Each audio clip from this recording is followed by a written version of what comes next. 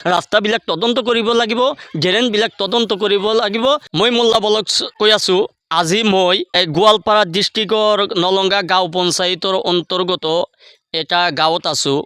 এই গাঁৱৰ আজি মই জন্মৰ পৰা চাই আছোঁ এইটো ৰাস্তা পকী হোৱা নাই। আমি সৰুৰে পৰা দেখি আছোঁ এইটো গাঁৱত প্ৰত্যেক বছৰে এই ৰাস্তাখন মেৰামতি কৰি থাকে, কিন্তু আমাৰ এই ৰাস্তাখন ভালকৈ মেৰামতি নহ'ল।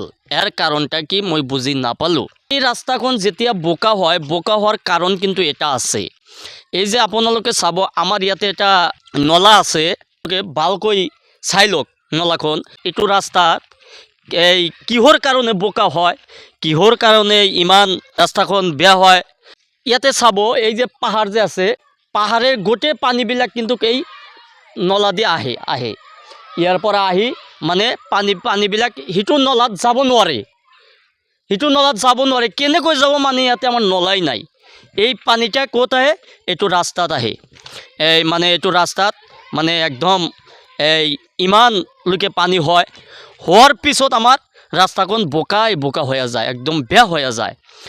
আৰু এটা কথা হ'ল, পঞ্চায়ত প্ৰতিনিধিদেৰ প্রত্যেক বছর এটা কিবা একটা কাম দেওয়া হয়, এই নলার কাম দেওয়া হয়। এই যে আমার পঞ্চায়তত এইবেলিও বহুতটি নলা হৈছে। এই নলাবিলাক কিন্তু উপযুক্ত নলা ইয়াতে হ'ব লাগিছিল, ইয়াতে কিন্তু উপযুক্ত নলাটা হ'ব লাগিছিল, কিন্তু আমাৰ ইয়াতে নলা নহ'ল।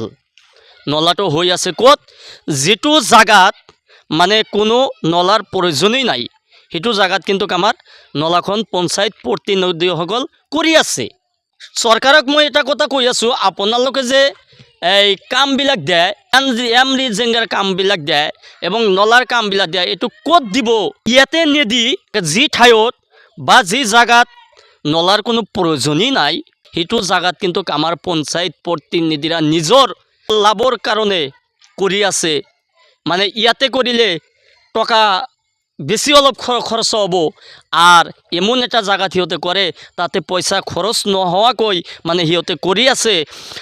আমাৰ চৰকাৰৰ কাছে এটাই অনুৰোধ যে আপোনালোকে যে ৰাস্তাবিলাক দিয়ে, নলাবিলাক দিয়ে, সেইটো কি এই পাব্লিকৰ ভালৰ জনে, পঞ্চায়ত প্ৰতিনিধিৰ ভালৰ জনে? এইটো আমাৰ চৰকাৰৰ ওচৰত এটাই অনুৰোধ।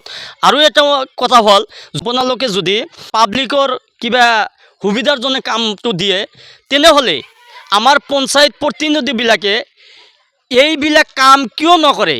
য'ত ৰাস্তাৰ দৰকাৰ, য'ত নলাৰ দৰকাৰ, তাতে কাম নকৰি সিহঁতে যি ঠাইত প্ৰয়োজন নাই সেইটো জাগাত মানে সিহঁতে কৰি আছে।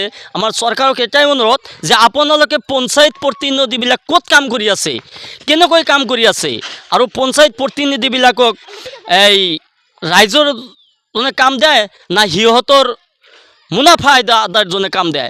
এইটোই অনুৰোধ, আপোনালোকে চাব ভালকৈ যে যদি ৰাইজৰ উপকাৰৰ জন্য দিয়ে, তেনেহ'লে আপোনালোকে চাব যে আমাৰ পঞ্চায়ত প্ৰতিনিধিবিলাক ক'ত কাম কৰি আছে, ক'ত কি আছে, এইটো মানে আপোনালোকে ভালকৈ চাব।